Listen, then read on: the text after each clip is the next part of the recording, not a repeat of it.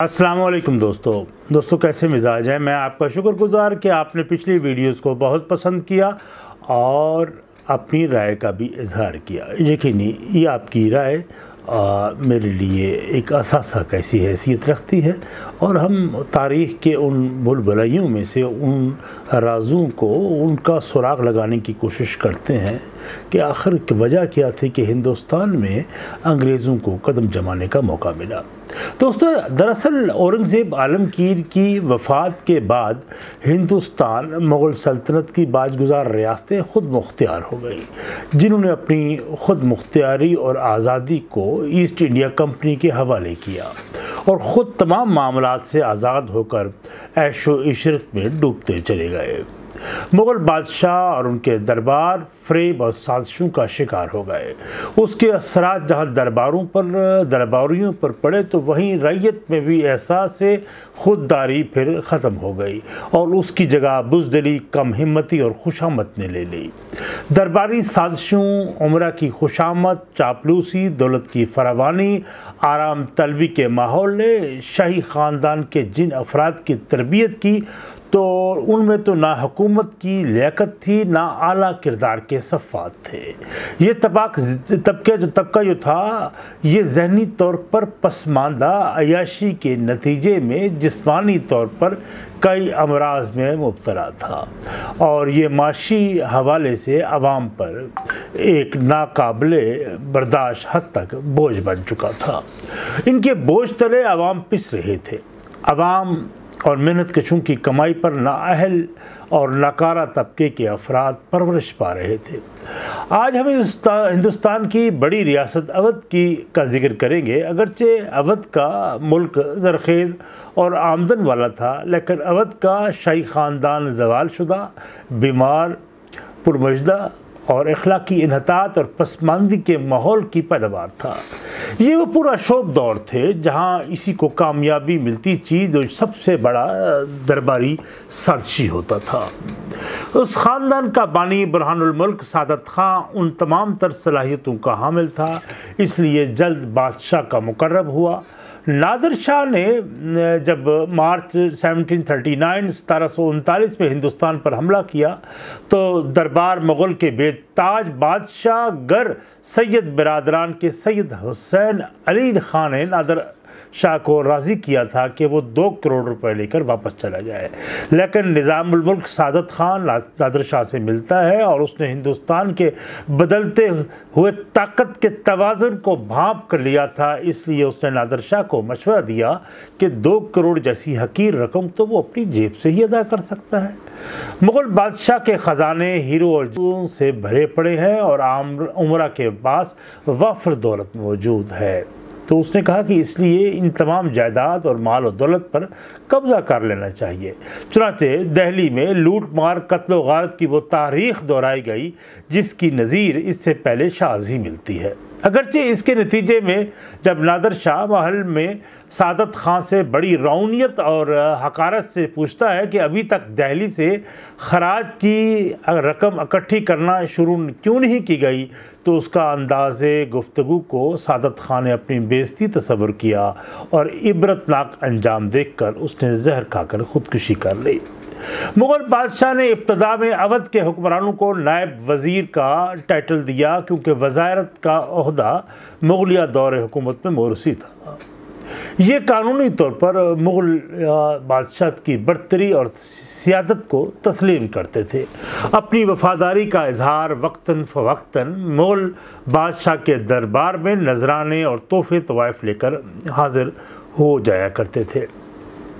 हर नाए नवाब की जानशीनी पर खिलत और वजारत बादशाह की जानब से मिलती थी और उसके हसूल के लिए ये लोग बड़ी भागदौड़ करते। और लेकिन जैसे ही मुग़ल सल्तनत का ज़वाल शुरू हुआ तो अवध के हुक्मरान गाज़ीउद्दीन हैदर ने बादशाह का लक़ब इख्तियार करके अपनी खुद मुख्तियारी का ऐलान कर दिया।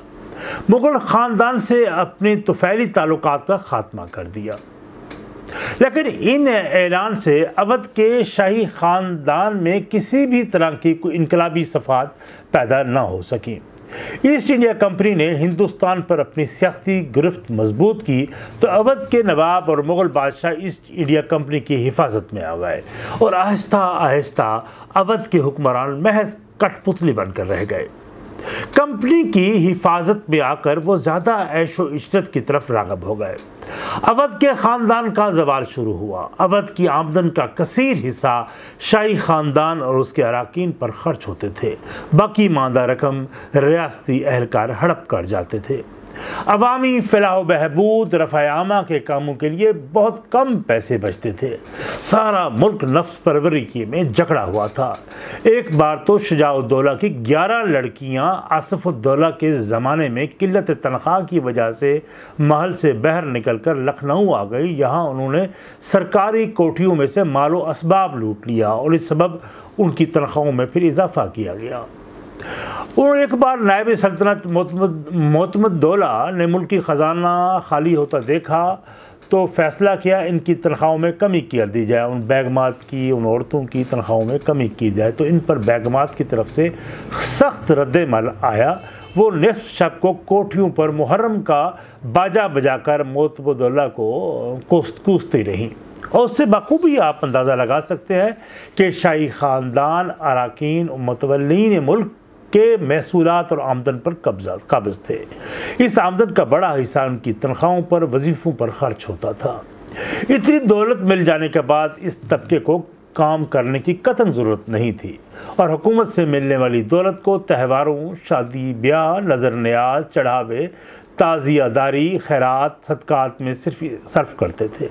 اپنا زیادہ تر وقت مرغ لڑائی، بٹیر بازی، پتنگ بازی اور مشاعروں وغیرہ میں صرف کرتے تھے یہ لوگ۔ اس ماحول اور نظام نے پھر جو سسٹم تھا اس نے ایک ایسے طبقے کو جنم دیا جو انتہائی ناکارہ اور ذہنی لحاظ سے بے حد پسماندہ تھا، جو سارا وقت بے مقصد کاموں میں بتاتا۔ ان کی زندگی کا مقصد کام و دہن کی لذت اور جسمانی عیاشی تھی۔ شاہی خاندان میں لڑکوں کی تربیت اور پرورش محلات کی بیگمات اور خواجہ سروں میں ہوتی تھی، اس لیے ان کی عادات اور فضائل بھی ان ہجڑوں جیسے تھے۔ کاروبار سلطنت اور ملک کی حالات سے یہ لوگ بالکل بے خبر رہتے تھے۔ ابتدا میں آرام و آسائش کی زندگی اور ہر فرمائش کی تکمیل نے انہیں پھر خود سر اور پھر ضدی بھی بنا دیا تھا۔ ابتدائی عمر میں یہ عورتوں کی صحبت اور عیاشی، ان میں جنسی بے روی پیدا ہو گئی تھی۔ شجاع الدولہ کو جہاں عورتوں سے شغف تھا وہاں وہ لواطت کا بھی شکار ہو گیا۔ اس موئے میں بہت سے خواجہ سرا بھی شامل تھے۔ آصف الدولہ جب بیکار ہو گیا تو اس نے مفعول بن کر اپنی ہوس کو پورا کرنا شروع کیا۔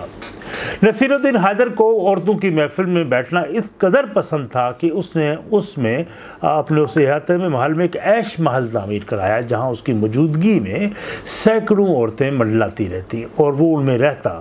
محل سے بہت کم نکلتا تھا۔ ان عورتوں کی نفسانی خواہشات کی تکمیل بادشاہ کے بس میں نہ ہوتی تو اس لیے سب نے ہی محل کے ملازمین سے رجوع کر کے اپنی عیاشی کا سامان وہ پیدا کیا۔ ایک اندازے کے مطابق ملک کی ایک تہائی آمدنی 1/3 جو ہے وہ ان عورتوں پر خرچ ہوتی تھی۔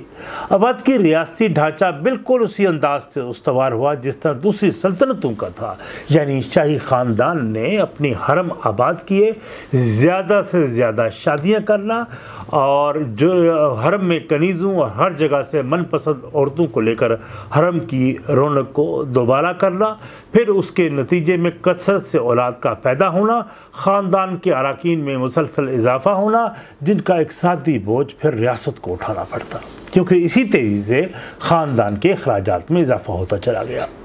حرم میں ان کی عورتوں کے بڑھتے ہوئے اخراجات، ان عورتوں کے زیب و زینت آرائش کے اخراجات میں پھر آئے روز اضافہ ہوا۔ اس معیار کو برقرار رکھنے کے لیے پر اٹھنے والے اخراجات بہت زیادہ ہوتے تھے۔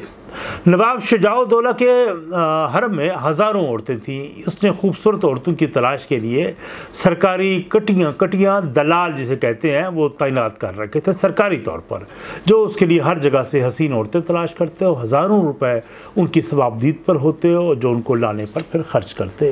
یہاں تک مستند حوالے بتاتے ہیں کہ ان عورتوں کی تعداد 2000 سے زیادہ پہنچ چکی تھی۔ آصف الدولہ میں جب قوت رجوعیت نہ رہی تو بھی مزید 500 کو عورتیں اکٹھی کر لی اور ان میں وہ بھی شامل تھی جو انہوں نے دلال انہیں حالت حمل میں ہی ان کو محل کے حرم میں داخل کیا۔ جب بچہ پیدا ہوا تو باقاعدہ سرکاری جشن منایا جاتا رہا۔ جیسے ہی کوئی عورت حرم میں داخل کی جاتی اس کے باپ، بھائی، اہل خاندان کو معقول جائیداد مل جاتی، وظیفہ مقرر ہو جاتا اور تحفے طوائف کا تو شمار ہی نہیں تھا۔ جس طرح نصیر الدین نے معرفت علی خان کی بیٹی سے شادی کی تو اسے 6 لاکھ روپے کی جائیداد ملی، اسے ناظم جاگیر مقرر کیا گیا۔ اس نے ایک عورت حسینی بیگم سے شادی کر کے حرم میں داخل کیا تو اسے ملک زمانیہ کا خطاب سے نوازا گیا۔ اس کے خاندان کو 6 لاکھ کی جائیداد اور 30 لاکھ روپے نقد دیے گئے۔ واجد علی شاہ جو آخری فرمانروا تھا اودھ کا، وہ اس کی عیاشیوں کے سبب بے حد میں بدنام تھا۔ اس کے محل میں ایک ارمنی خاتون اپنی بیٹی کے ساتھ آئی۔ لڑکی سال بھر انگریزی لباس یعنی سکرٹ وغیرہ پہن کر روزانہ سلام کرنے حاضر ہوتی۔ آخری ایک رات بادشاہ نے میر کلو خواص کو بھیجا اور حکم دیا کہ اس کو 3 لاکھ روپے کے زیور اس کے لیے لے آؤ، ان کو پہنا کر میرے پاس لاؤ۔ المختصر جب مشرف سعادت ابدی ہو چکی تو اسے 5000 روپے دے کے رخصت کیا۔ کئی دنوں بعد اسے پھر طلب کیا۔ اسے شب باشی کے لیے ایک بار پھر زیور جواہرات اور پھر 2000 پر نقد 1000 اشرفیاں دی۔ پھر وہ پسند آ گئی تو اس سے نکاح کر لیا۔ ایک جوڑی قیمت سونے کی 1 لاکھ روپے، ایک نقد قیمت 1 لاکھ روپے دی اور 5000 روپے ماہانہ وظیفہ بھی اس کو دے دیا۔ واجد علی شاہ نفسیاتی طور پر ایک جنسی مریض تھا۔ ملک بھر سے نت نئی عورتوں کی تلاش کرنا، اپنی جنسی قوت کو بڑھانے کے لیے حکوموں کی فوج بھرتی کر رکھی تھی جو نت نئے دوائیوں کی تیار کر کے واجد علی شاہ کو پیش کرتے۔ اس نے اپنا محل قیصر باغ میں 300 سے زیادہ عورتیں جمع کر رکھی تھی۔ ان عورتوں کو 8 درجوں میں تقسیم کیا گیا تھا جن کی حسب کارکردگی اور حسن 150 سے 1500 روپے ماہانہ ان کو تنخواہیں دی جاتی تھی، جن سے واجد علی شاہ صحبت نہ کر پاتا، انہیں ایک ہی بار رقم ادا کر کے رخصت دے دی جاتی۔ ملک بھر کی طوائفیں شاہی محل کے باہر کھڑی رہتی کہ واجد علی شاہ کی نظر کرم ان پر پڑ جائے، اور جہاں کئی طوائفیں بادشاہ واجد علی شاہ کی بھگی کے نیچے آ کر کچل جانے کے لیے بھی تیار ہو جاتی۔ بادشاہ نے کئی بار ایک حمل زدہ عورت کا روپ دھارا اور باقاعدہ چال ڈھال سے 9 مہینے گزارنے کے بعد ایک فرضی اور تخیلاتی بچے کو جنم دینے کی اداکاری کر کے داد بھی سمیٹی۔ عمرہ سلطنت بادشاہ کو ریاستی معاملات پر مشورہ دینے کی بجائے اس معاملے پر ہی غور و فکر کرتے نظر آتے کہ بادشاہ کی تنہائیوں اور راتیں رنگین کے لیے کون سا طریقہ مجرب ہے اور کارآمد ہے۔ بادشاہ اور عمرہ اس فکر میں غلطہ رہتے کہ ان کی بیگمات کسی اور سے جنسی مراسم تو نہیں، اس لیے ان کی مؤثر پھر جاسوسی کی جاتی اور اسی ایجنڈے پر ہی پھر میٹنگز اور ان کی جو کابینہ کے اجلاس ہوتے تھے، اسی پر یہی گفتگو ہوتی تھی۔ اور دوسری طرف عوام کی غربت کا یہ عالم تھا جب تہواروں پر بادشاہ ہاتھی پر بیٹھا سکے عوام کی طرف پھینکتا تو ہزاروں لوگ اس چھینا جھپٹی میں ہاتھی کے پاؤں کے تلے آ کر کچلے جاتے۔ ان حالات کا احاطہ کمال الدین حیدر نے کیا کہ کس طرح وہ لوگ جو نان شبینہ کو ترستے تھے اور جھونپڑیوں میں رہتے تھے، جب اپنی بیٹیاں شاہی حرم میں داخل کراتے تو عالی شان حویلیاں تعمیر کرتے، ان سے پھر شرفا سرکاری اہلکار اپنی آبرو بچاتے پھرتے۔ بیگمات کے متوسلین جو خود مراد یافتہ طبقہ سمجھتے ہوئے رعیت کو ستاتے، لوٹ کھسوٹ کرتے۔ ان کو تہواروں، تقریبوں، شادی بیاہ کے مواقع پر پیش قیمت تحائف ملتے۔ ان لوگوں کے اخراجات بڑے فیاضانہ تھے، نام و نمود پر بے دردی سے پیسہ لوٹاتے۔ ان کے بے پناہ اخراجات کی وجہ سے انہیں معاشی تنگی کا سامنا کرنا پڑتا۔ لکھنؤ کے سماج پر اس قدر بھیانک اثرات مرتب کیے کہ ہر کسی کی زندگی کا مقصد عیش و آرام اور رنگینیوں کا حصول بن گیا۔ عمرہ دربار شراب نوشی اور حفیم کی لت میں گرفتار ہو چکے تھے۔ فحاشی کا یہ عالم کے سر عام بوس و کنار معمول بن گیا۔ عمرہ بٹیر بازی اور مرغوں کی لڑائی میں مشغول نظر آتے تھے۔ اس ماحول کو آپ خود اندازہ لگائیں کس طرح کے کردار کی تعمیر ہوتی ہوگی اور ان میں گھٹیا پن، بے مروتی، بد اخلاقی، ظلم و ستم، لالچ کا عنصر مزاج پر حاوی تھا۔ منشی فیض بخش نے اپنی تالیف تاریخ فرابخش میں بڑی تفصیل سے ان حالات کا احاطہ کیا اور لکھا کہ طفلی سے مزاج لہو لب کی طرف مائل تھا، مردم پواج کے ساتھ صحبت نامناسب رکھتے تھے، اس لیے رذیل اور دوئی ہمت لوگوں کی ہمنشینی پسند تھی۔ بے محل ہنسنا، گالی دینا، فحش کلام کی ترکی طالب رہنا، جس شخص کی زبان فحش کلامی کی عادی ہو اسے نہایت ہی محظوظ ہونا مزاج کا خاصا تھا۔ بہرحال اخراجات کی زیادتی کے سبب ریاست کے اہلکار ریت سے پھر زبردستی پیسہ وصول کرتے تھے، عوام پر آئے دن ٹیکسز میں اضافہ کیا جانے لگا جس نے ملک کو اقتصادی طور پر کھوکھلا کر دیا، طبقاتی توافت بڑھ گیا، عام لوگوں زندگی کی بنیادی ضروریات سے محروم ہو چکے تھے، امیر و غریب کے معیار زندگی میں زمین آسمان کا فرق پیدا ہو چکا تھا۔ ایک ایسا طبقہ جو عوام کے سینے پر منگ ڈل رہا تھا، جو قانون سے بالاتر سمجھا جاتا تھا اور تمام مراد کا حقدار تھا، اور ایسا معاشرہ وجود میں آ گیا جہاں انصاف، عدل، قانون اور حق گوئی کی کوئی گنجائش نہ تھی، اور جس طرح کے حالات اس ڈائنامائٹ کی طرح تھے جس کے پھٹنے سے پھر سب پر فنا ہو جانا پھر ضرور شدھ نہیں تھا۔ اس لیے جب اودھ کی سلطنت کا خاتمہ ہوا تو اس کا غم زیادہ تر ان لوگوں کو تھا جو مراد یافتہ تھے، جو مفت کی تنخواہیں اور وظیفے لیتے تھے، عوام پر اس کا کوئی اثر نہیں ہوا۔ اس لیے جب واجد علی شاہ کو بے دخل کیا گیا تو بقول کمال الدین حیدر شودے شہر کے در دولت تا دریائے گنگ پیادہ زبان تن تشنائی بیگانہ کھولے ساتھ رہے، یعنی شہر کے گھٹیا اور عام لوگ اس پر آوازیں کستے رہے۔ واجد علی شاہ کو جب عہدے سے معزول کیا گیا تو اس نے اپنی محل کی طوائفوں کے ساتھ اپنی ہی تیار کردہ ٹھمری بابل مورا نہیر چھوٹا جائے پر بھرپور آخری بار رقص کیا۔ محل سے نکالے جانے کے بعد اسے فورٹ ولیم میں پابند کیا گیا، لیکن یہاں واجد علی شاہ کو اپنی بیگمات اور طوائفوں کی جدائی ہر پل ستاتی تھی۔ اس نے اپنی بیگمات کو جو خطوط لکھے وہ رومانوی انداز کا شاہکار ادب آج بھی تصور کیے جاتے ہیں۔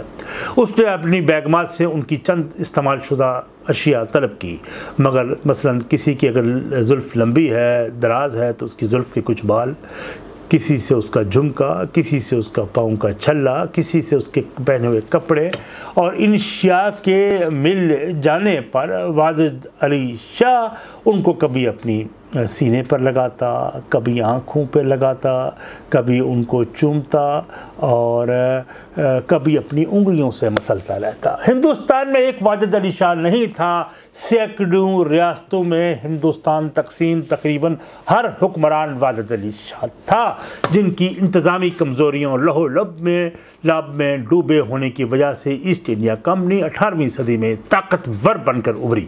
جانشینی کے ہر شاہی خاندان ایسٹ انڈیا کمپنی کی حمایت کا طلبگار ہوا، اور یوں ایسٹ انڈیا کمپنی نے اپنے حق میں جس قدر مراد حاصل کرنا تھی وہ کر لی۔ انگریز گورنر جنرل اور ریزیڈنٹ کو انتہائی طاقت کا حامل بنا دیا گیا۔